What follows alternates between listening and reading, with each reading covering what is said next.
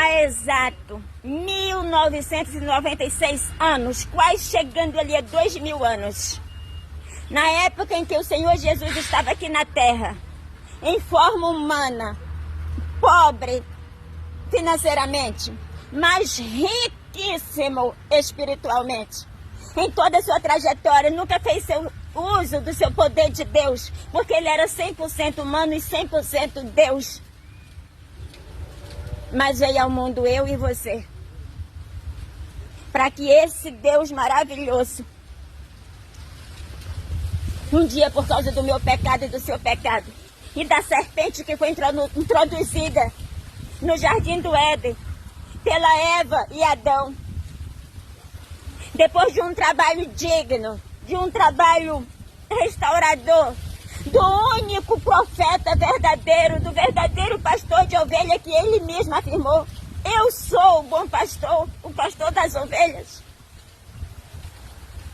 Tinha que ter eu e você para estragar toda esta história e torná-lo o homem, o ícone, o Deus que veio para salvar, o servo mais sofredor que existe. Vai dizer o livro de Marcos. Todos os evangelhos relatam a crucificação do Senhor Jesus. Só que ele veio para este propósito. Este não é o porém. O porém resume em eu e você, que todo santo dia crucificamos o Senhor Jesus, que hoje é glorificado.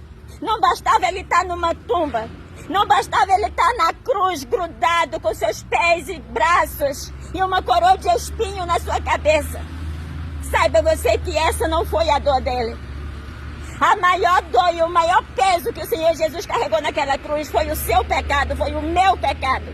E todo santo dia você insiste em colocá-la, uma coroa de espinho em um Jesus glorificado, que está prestes a voltar a buscá-la, sua igreja. Fica eu e você atrapalhando os caminhos de Deus. Vermes que não morrem. Trapos de imundícia e de lixo, que nem disse o profeta Isaías. Que todo santo dia o Senhor Jesus precisa sofrer. Ele que teve a sua nudez na cruz, foi despido como um qualquer, como um malfeitor, como aqueles dois que morreram ao seu lado, como bandidos, cuspido, zombado. E mesmo hoje ele estando em sua glória, continua apedrejando e colocando coroa de espinho 24 horas, crucificando Deus.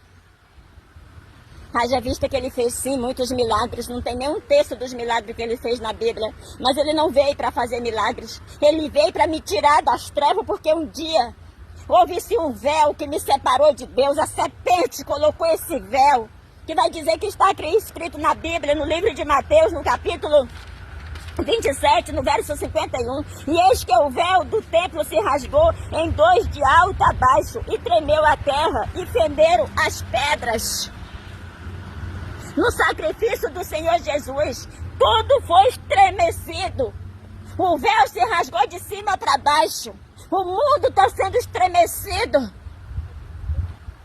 desde esse maldito pecado que a serpente colocou, por causa da cobiça do homem que não se contentou em se alimentar só com o prato que Deus lhe deu. Sempre quer mais, o homem sempre quer sempre mais alguma coisa. Tem sempre uma coroa de espinho para colocar na cabeça de Cristo, tem sempre um prego para pregar os seus pulsos na cruz, tem sempre uns pregos para pregar seus pregos na cruz. Passaram-se anos da história do Evangelho. Anos! E mais anos sendo cordeiros mortos. Enfim, veio o cordeiro do cordeiro que foi apontado desde o Jardim do Éden.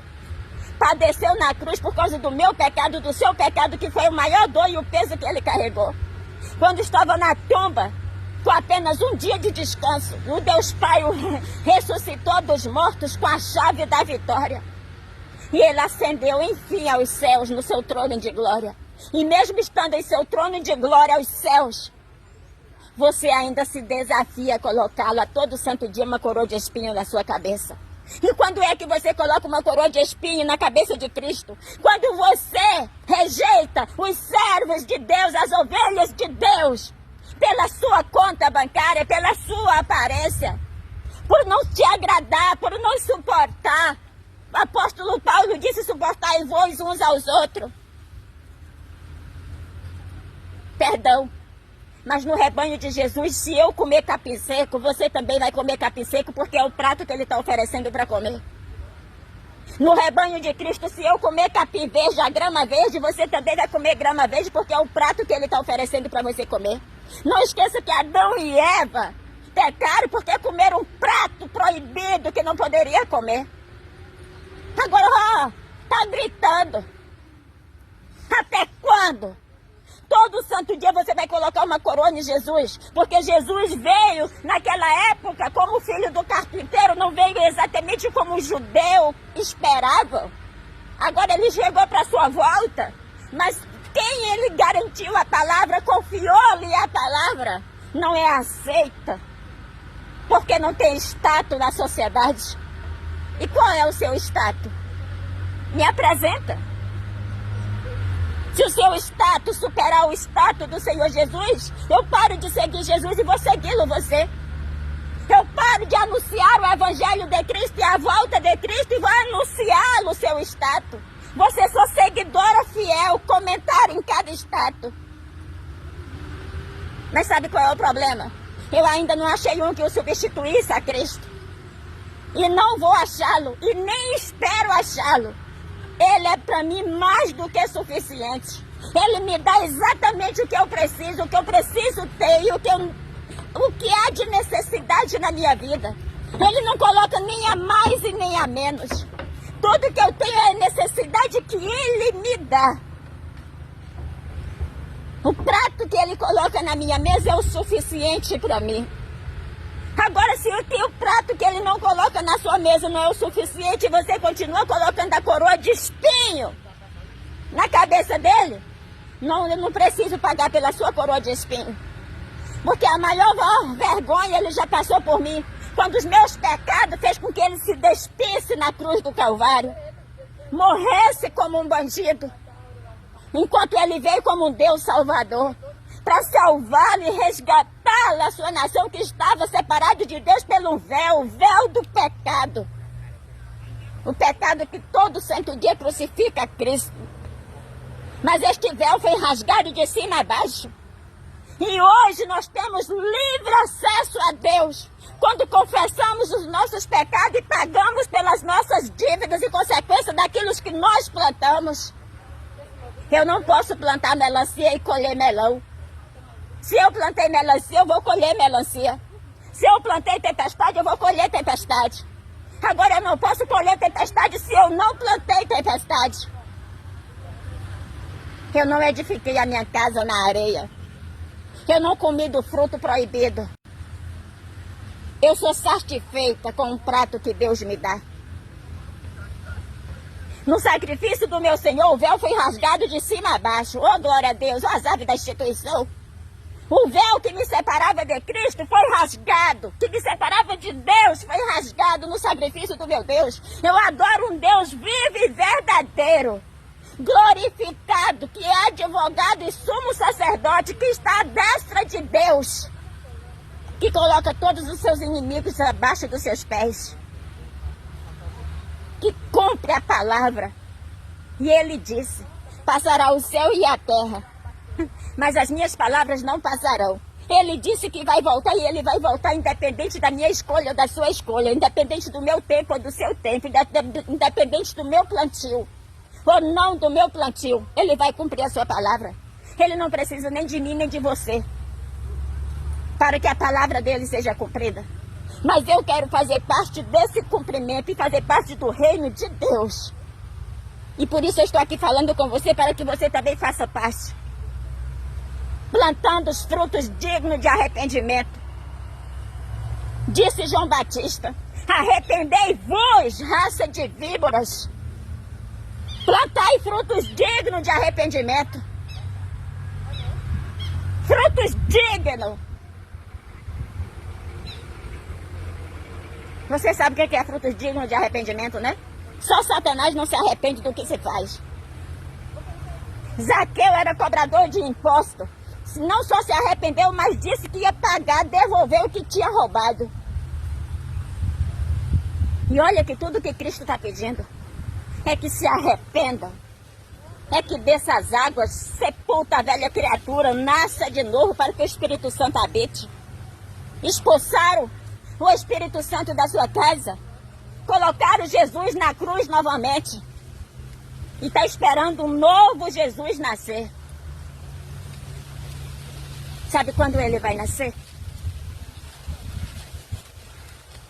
Sabe? Há 1996 anos atrás, ele já estava na Terra. Hoje ele está esperando você nascer, para que enfim ele possa voltar para buscar a igreja. Hoje ele está esperando eu e você nascê-lo, para que enfim ele possa voltar para buscar a igreja.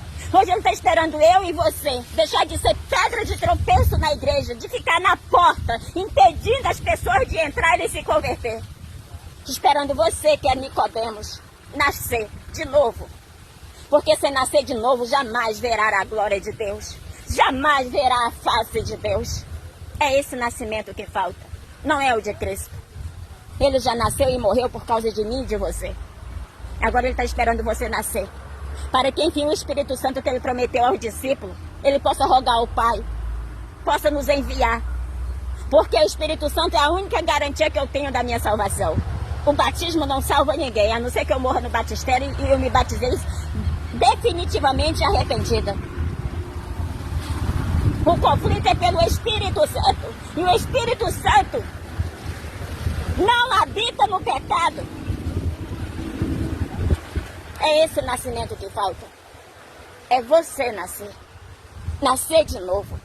Nascer, ter vergonha, parar de crucificar a Cristo, assumi-lo a quem de fato, de verdade, você quer servir. Quer servir a Cristo, amém. Quer servir o diabo, amém. É livre-arbítrio, mas não fique na porta da igreja, impedindo que as pessoas entrem. Se ficar, fique como recepcionista, recepcionando as ovelhas de Cristo. Não seja pedra de tropeço. Pois lixo imundo, o profeta Isaías disse que somos todos nós, independente do estado. Ele disse que todos nós somos trapos de imundícia. E agora eu te pergunto, como trapo de imundícia, eu preciso nascer de novo para que eu possa subir aos céus? Ou para que o Espírito Santo possa habitar no meu corpo, como disse o apóstolo Paulo? Não sabeis vós que é templo do Espírito Santo? Como eu sei que eu sou templo do Espírito Santo e permito que Satanás habite? Esse é o novo nascimento que tem que acontecer. É o seu, não o de Cristo. Fica na paz. Só mais uma coisa. Há 1996 anos ele esteve na Terra. E agora nós estamos finalizando o livro de Apocalipse, que é a sua volta. Esse nascimento precisa ser bem urgente. Mas sabe qual é a esperança? É que para nascer de Deus, não é a mesma forma de nascer do ventre de uma mulher. Não leva 9 meses. Pode nascer hoje, se quiser. O nascimento começa com vergonha na cara, com caráter, personalidade, decisão, escolha.